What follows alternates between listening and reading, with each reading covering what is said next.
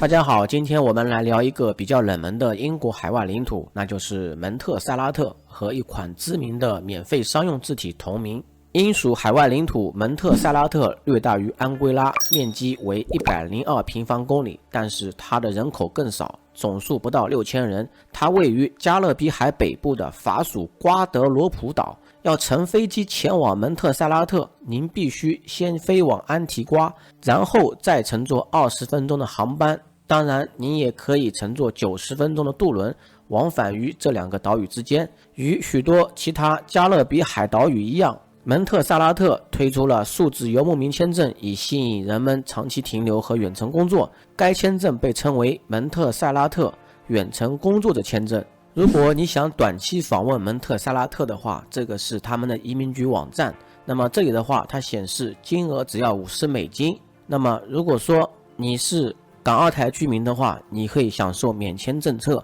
那么这里的话，我还发现一个很重要的信息，比如说它这边显示申请旅游签证，这边显示申请居民许可。我发现他们这边的居民许可申请非常简单。我点击这个申请居民许可的指南，我发现他们这边申请居民许可只需要你有这个房地产就可以了。我把网页翻译成中文，它这边显示居住许可证是发给拥有蒙特塞拉特房产的非国民的许可证，资格申请人必须是蒙特塞拉特房产的所有人，不是蒙特塞拉特的国民，必须有财产所有权证明文件。说白了，其实如果说你只要在蒙特塞拉特购买房地产，那么你就获得了当地的居住权，也就相当于获得了永久居民权。那么申请的费用而且还很便宜，只需要$50就可以，还可以信用卡付款，只需要在线提交即可。当然你必须要有财产所有权证明文件。我也随便翻了一些网页，比如说这个是欧洲的网站，他们这边显示在蒙特塞拉特别墅大约在34万欧元44万欧元。如果说买便宜的房子14万欧元的房子就是这样子的，也是带游泳池的。这样的网站其实有很多，比如说这一款房地产它这边是用美元价格标注的，是30万美元，这个是41万美元，当然这个土地也是有的。那么这个38万美元，这个是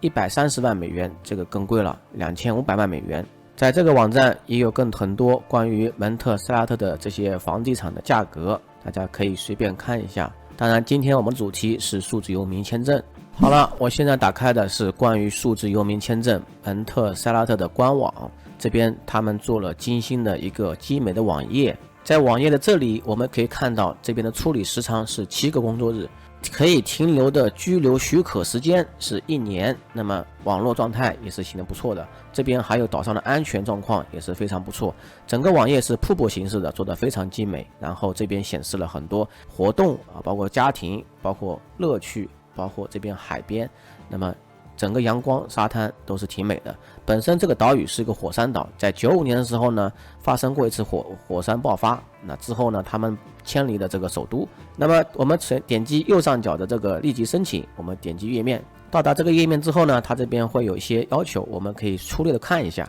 它这边申请说实话还挺简单的，只需要填写一份在线的表格，那么通过审查之后呢，7个工作日，一旦您付款处理完毕，你就收到一份确认信，并在进入蒙特塞拉特时出示，就这么简单。说实话，蒙特塞拉特的签证其实旅游签证也是电子版的，也是出示一份表格打印出来就行了。那么他这边有要求看针对哪些人呢？比如说你为外国注册的雇主工作，并与该雇主签订了工作合同，等于说你是有雇主的。那么第二种的话是你自己作为该公司的合伙人或股东，那么你为外国公司做开展商业活动，那么也是可以的。还有一种是你给国外的公司、海外的公司签有合同的客户提供咨询服务，或者提供自由职业者服务，比如说你帮他们写代码，或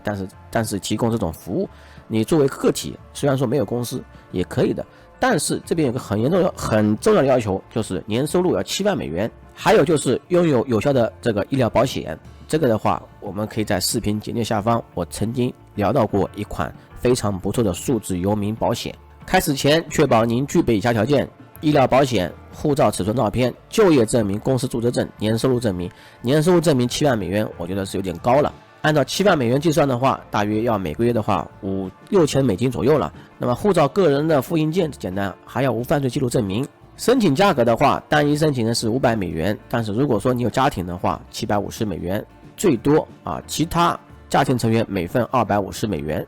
在常见问题里面，这边有个很重要的信息，如果说你停留超过12个月的话，你想继续停留的话，那么你需要按照标准申请程序重新申请。这边有个很重要的信息，它与其他国家的不一样，它不需要有返程票，那么你只需要带你的护照跟欢迎印章，你就可以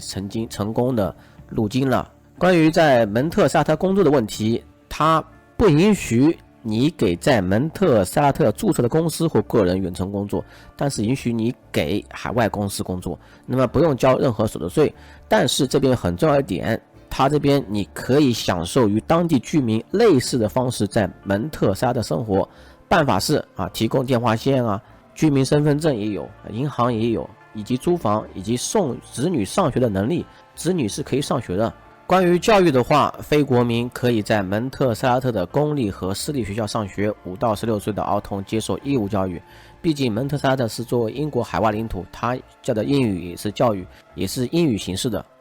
这边有显示，蒙特萨拉特对5到14周岁的儿童实行义务教育，17岁以下儿童免费，所有非本国学生都要交100美元的注册费还是很便宜的嘛。那么关于开银行业务的话，它这边也有介绍，当地货币呢是为东加勒比元，当柜台接受美元，汇率与美元固定汇率是1美元等于2.68882，东加勒比元汇率是固定的，所以说这个不用担心贬值之类的。